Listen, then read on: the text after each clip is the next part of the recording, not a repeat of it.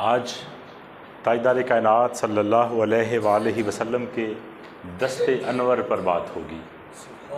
پورے جسم اقدس کی نہیں، صرف تاجدار کائنات کے دست مبارک، آپ کے ہاتھ مبارک کی برکات کیا تھیں، آپ کے ہاتھ مبارک کے فضائل کیا تھے، آپ کے ہاتھ مبارک کو اللہ رب العزت نے کن معجزات سے نوازا تھا، اسی پر بات ہوگی۔ اب آپ تاجدار کائنات صلی اللہ علیہ وآلہ وسلم سن 6 ہجری میں جب حدیبیہ کے مقام پر پہنچے تو بعض روایات میں آتا ہے کہ 1400 صحابہ تھے اور بعض روایت میں آتا ہے کہ آپ کے ساتھ 1500 صحابہ تھے۔ ان 1500 صحابہ سے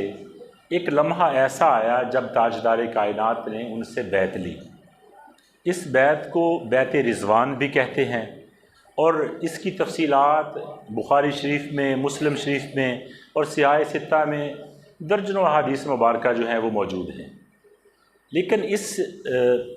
بات کا ذکر اللہ رب العزت نے اجمالاً قرآن مجید فرقان حمید میں ارشاد فرمایا۔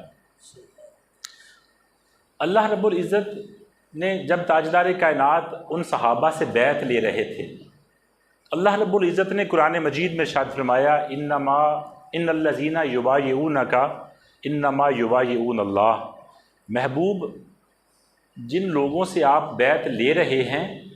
ان کو آگاہ فرما دیں، ان سے بیعت آپ نہیں لے رہے، ان سے بیعت اللہ لے رہا ہے۔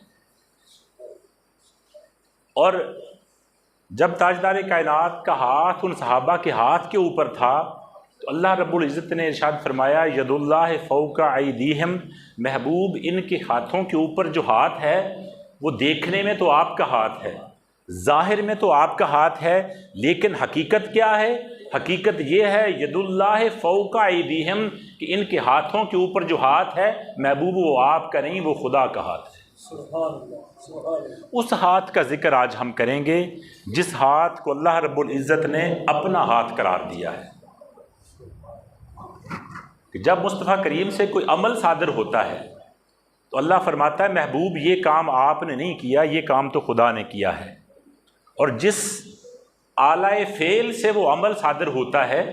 اعلی فعل اس کو کہتے ہیں جس چیز سے کام کیا جاتا ہے، اور وہ جو ہاتھ مصطفیٰ کریم کا ہاتھ، جس ہاتھ سے کوئی عمل صادر ہوتا ہے، اللہ فرماتا ہے محبوب یہ عمل آپ نے نہیں کیا، محبوب یہ عمل جو ہے یہ مصطفیٰ کا عمل نہیں، یہ خدا کا عمل ہے۔ تاجدار کائنات کے ہاتھ مبارک کی برکات کو اللہ رب العزت نے قرآن مجید میں دوسری جگہ پر ارشاد فرمایا وَمَا رَمَيْتَ إِذْ رَمَيْتَ وَلَكِنَّ اللَّهَ رَمَى۔ محبوب،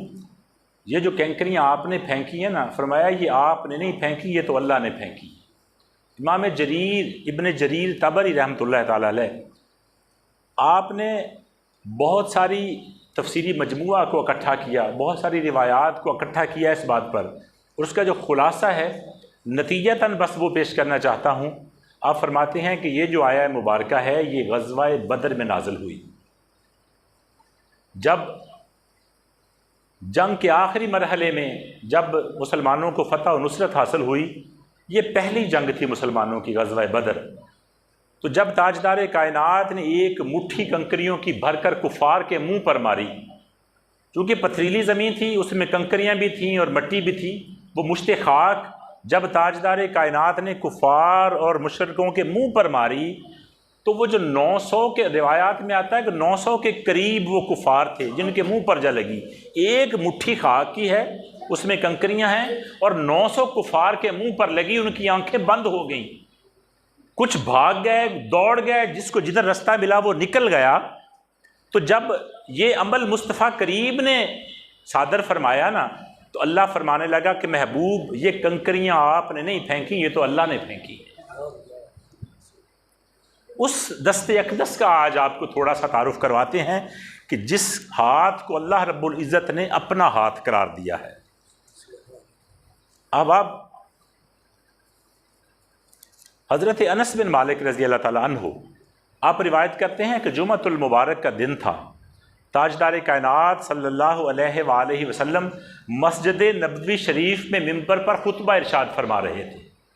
آپ فرماتے ہیں قحط سالی تھی، ہر طرف خشکی تھی، گرمی تھی،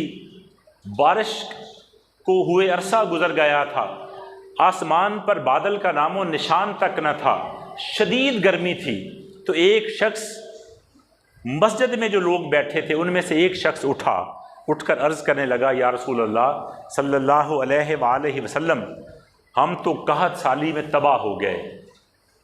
ہمارے مویشی گرمی میں تباہ ہو گئے، یا رسول اللہ اللہ رب العزت سے دعا کریں کہ ہمیں بارش عطا فرما دے۔